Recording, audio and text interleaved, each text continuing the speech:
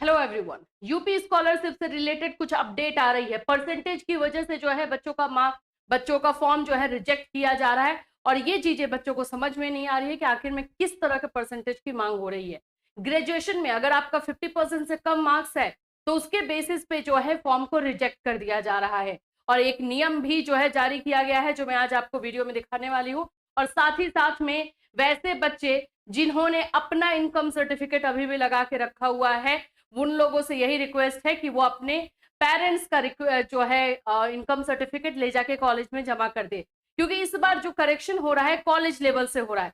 तो उसमें अभी भी क्या आपके पास मौका है, इस पर भी बात करेंगे हम लोग। और ये हर कॉलेज की तरफ से, हर समाज कल्याण विभाग की तरफ से जो है ये नोटिस जारी किया जा रहा है कि कॉलेज जो है 5 मार्च के पहले अपना जो भी जिन भी बच्चों का सस्पेक्ट लिस्ट में नाम है उनको क्लियर करके दे। तो कॉलेज के पास मौका अभी भी है, ये बात देख लो। यहाँ पे इतने सारे नोटिस में दे रहा, दैट मीन्स कि वो गलत नहीं है।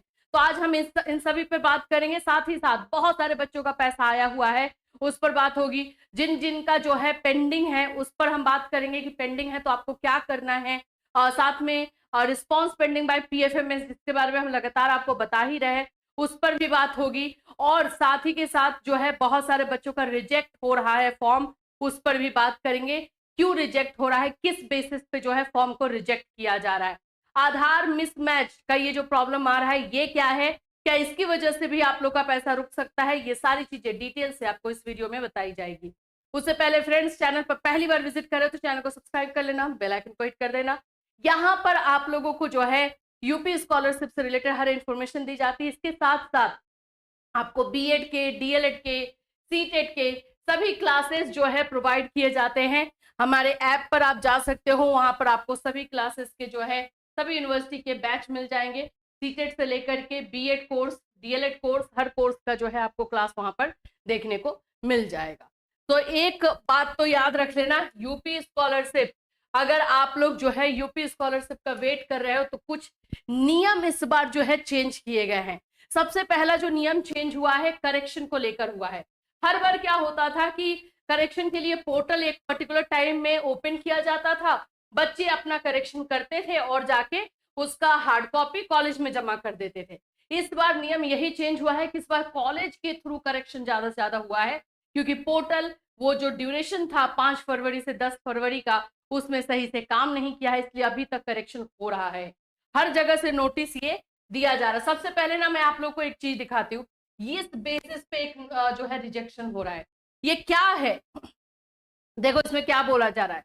उत्तर प्रदेश शासन समाज कल्याण अनुभाग 3 के द्वारा संशोधित नियमावली नियमावली में जो है चेंजेस हुए हैं। में प्रख्यापित नियमानुसार सामान्य वर्ग, अन्य पिछड़ा वर्ग एवं अल्पसंख्यक वर्ग के छात्र छात्राओं हेतु, यानी कि आप लोग का जनरल कैटेगरी, ओबीसी, माइनॉरिटी के छात्र छात्राएं हेतु प्रदेश में दसमोत्तर छात्रवृत्ति एवं शुल्क प्रतिपूर्ति हेतु आहर्ता विगत वर्षों में न्यूनतम 50% प्राप्तांक की अनिवार्यता निर्धारित की गई है।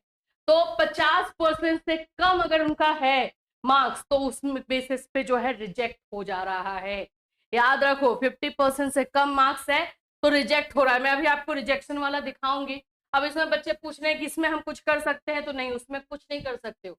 वो तो एक रूल बना दिया ना कि 50% से कम मार्क्स हैं आप लोगों के, चाहे आप मानो कि ग्रेजुएशन में हो और आप 12th का जो है मान लो कि मार्क्स दिखा रहे हो और उसमें 50% से कम है तो नहीं मिलेगा।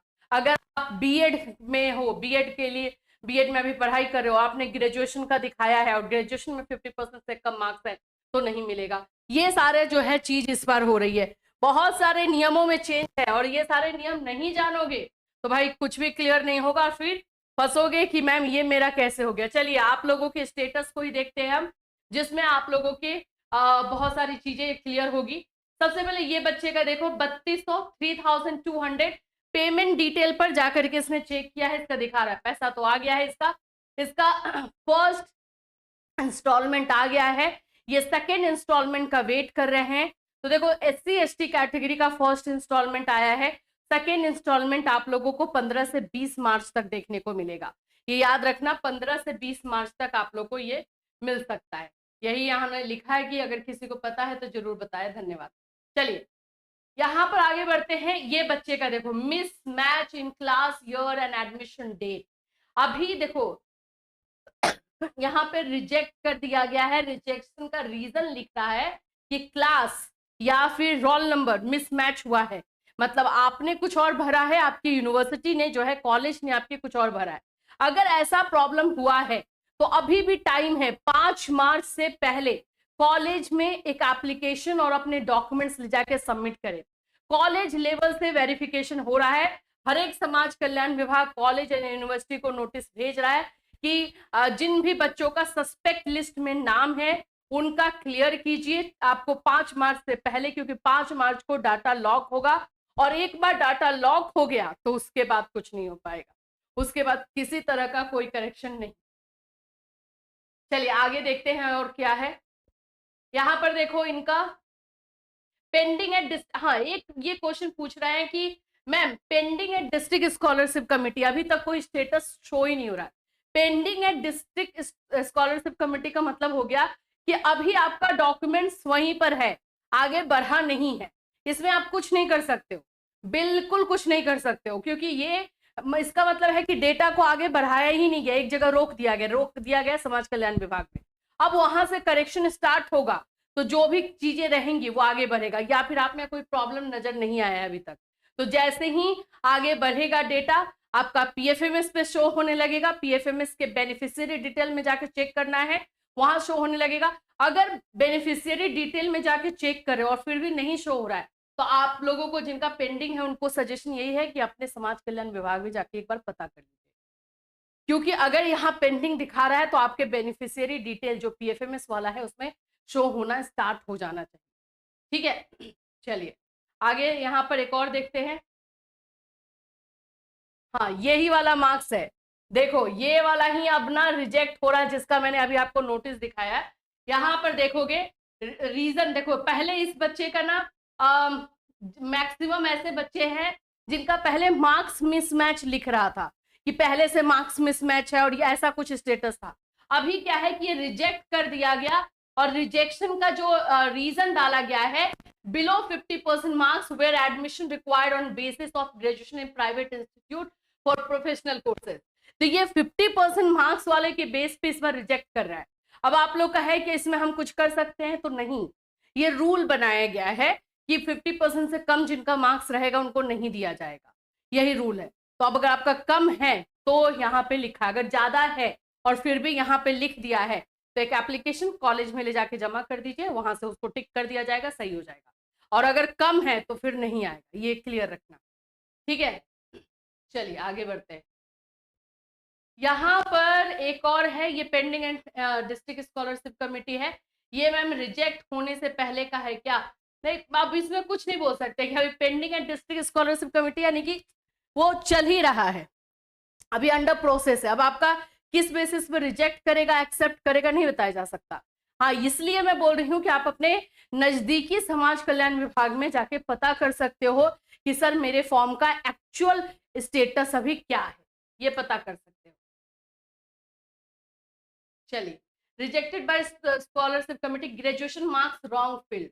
देखो अब ये बच्चे का, ये किसका है, मैं थोड़ा सा इसको सजेशन जरूर देना चाहूंगी कि किसका सही हो सकता है।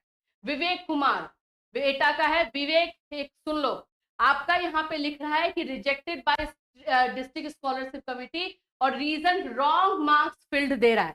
आप कॉलेज में अपना एप्लीकेशन और अपने डॉक्यूमेंट्स ले जाके लगाइए, वहां से वो ठीक कर सकते हैं। सस्पेक्ट लिस्ट ना कॉलेज के पास आ चुका है, हर एक कॉलेज के पास सस्पेक्ट लिस्ट है। अगर उसमें आपका नाम है तो वो कॉलेज की रिस्पॉन्सिबिलिटी है कि उसको ठीक करके जो है आगे फॉरवर्ड किया जाए, ये याद रख लो। तो अगर कॉलेज के पास सस्पेक्ट लिस्ट है, उसमें आपका नाम है और इस तरह से चीजें आ रही हैं, कॉलेज में जाके डॉक्यूमेंट और एप्लीकेशन फॉर्म जो है दे दी, एप्लीकेशन दे दो या फिर डॉक्यूमेंट्स दे दो सर इसको ठीक करने को, और वो ठीक करके फॉरवर्ड करेंगे। 5 मार्च से पहले ये काम होना चाहिए। आज टाइम आपके पास बहुत कम बचा है, इसलिए मैं बता ही दे रही हूँ। चलिए आगे देखते हैं। हाँ, ये वाला प्रॉब्लम में आप लोग बोल रहे हो कि यहाँ पे डीबीटी स्कीम ये रिजेक्टेड क्यों है। मैंने आप लोग को कितनी बार बताया है कि ये चलेगा, ये 1 2 3 बार 4 बार चलता है और पेमेंट वाले में रिजेक्ट आ रहा है, जिसका रीजन आपका लिख रहा है DBT scheme activity code not map. अब यहाँ वाला जो प्रॉब्लम है, आपका अगर एनपीसीआई से मैपिंग नहीं है, जो बैंक अकाउंट नंबर आपने दिया है, और अगर वो एनपीसीआई से मैपिंग नहीं है इसलिए आया है, और अगर मैपिंग है और फिर भी ये आया है तो कोई दिक्कत नहीं है, कुछ टाइम के बाद ये ठीक हो जाएगा। लेकिन अगर अकाउंट नंबर दिए हो और एनपीसीआई मैपिंग नहीं है तो ये ठीक नहीं होगा और फिर पैसा भी नहीं आएगा, रिटर्न हो जाएगा पैसा।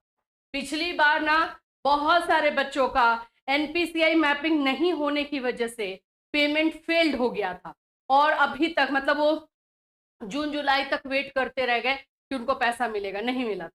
तो इस बात का थोड़ा ध्यान रखना है। मैं स्टार्टिंग से बता रही थी कि एनपीसीआई मैपिंग जरूर करवा के रखना है, चेक करना है अकाउंट नंबर को, और अगर ये सही है, आपने जो अकाउंट नंबर दिया है एनपीसीआई मैपिंग है, तो एक बार जो है कॉलेज में जाके पता कर लो या समाज कल्याण विभाग चले जाओ। अगर ये सही आपने सही करके रखा हुआ है और हुआ है, तब फिर ये ग्लिच है। ग्लिच यानी टेक्निकल इशू, खुद ब खुद ठीक हो जाएगा। फिर भी आप एक समाज कल्याण विभाग में जाके एक बार पता कर सकते हैं। पैसा कितना है? 3,000 है। 3,000 है तो वेट भी कर सकते हो ऑटोमेटिक सही होने के लिए। तो ये सारे स्टेटस जो है अभी आप लोग को दिखाए जा रहे हैं। अब जिन बच्चों ने फॉर्म भर दिया है और उन लोगों का स्टेटस अपडेट हो रहा है डे बाय डे, उन लोगों का पैसा कब आएगा? 20 से 30 मार्च के बीच में, 20 टू 30 मार्च के बीच में आपको पैसा देखने को मिलेगा। तो लगातार जो है आप लोग अपना स्टेटस चेक करते रहिए, क्योंकि जो कांड होना है या जो भी पैसा आना है भाई 30 मार्च तक, 31 मार्च तक आता है। उसके बाद तो प्रॉब्लम वाले बच्चे रह जाते हैं, फिर उन लोगों को इक्का दुक्का बच्चे को आ जाता है, अदरवाइज ज्यादा को आता नहीं है। तो बस यही टाइम है, और खास करके अभी 5 मार्च से पहले जिनका प्रॉब्लम है उसको सही करना है। 5 मार्च को एक बार डेटा लॉक हो जाएगा, कुछ नहीं कर पाओगे, सिंपल बात समझ लो।